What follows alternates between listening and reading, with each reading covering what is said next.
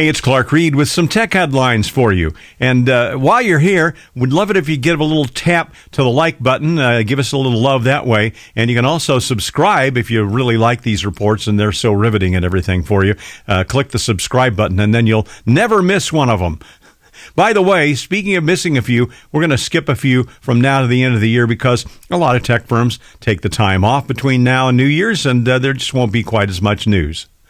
T-Mobile had a cute stunt drawing attention to their 5G service and to Comcast's not very cheap service. According to the story, the carrier rented a truck and drove it around Comcast's headquarters in Philadelphia with the message, "Make Xfinity your X."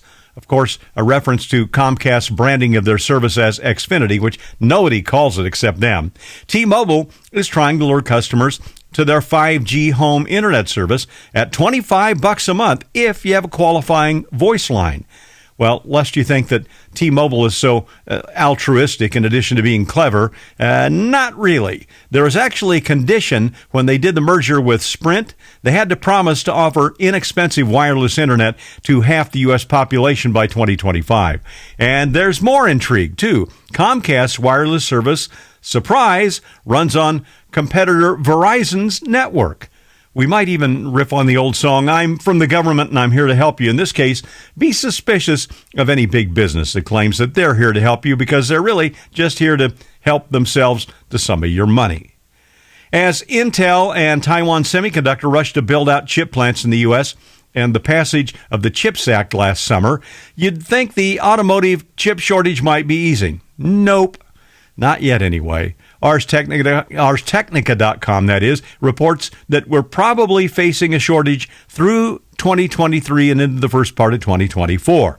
During the pandemic, as car sales dropped off a cliff, makers canceled chip orders. Well, the chip plants diverted that production to Internet of Things customers, and now that the plants are running at full tilt, still not enough production. Now they've swung back to the more normal situation. They're saying it's going to take another year and a half to get all the other new production online. For example, General Motors had planned to crank out 400,000 EVs this year. Now that goal's been moved 6 months into 2024. It appears the policy over Meta's MMH, Make Mark Happy, will continue.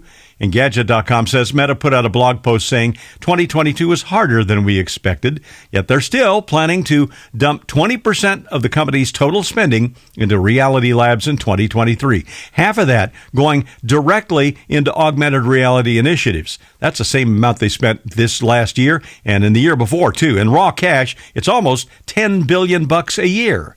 Even though Reality Labs is a money pit right now, Meta believes it's building a, quote, foundational piece of technology for the future. One big reason for the push, though, may be because they're concerned about Apple's AR headset that's coming out next year, which will be a major rival to the Meta Quest AR headset. And hey, when he has controlling stock votes, you gotta make Mark happy. I'm Clark Reid, and you're technified for now.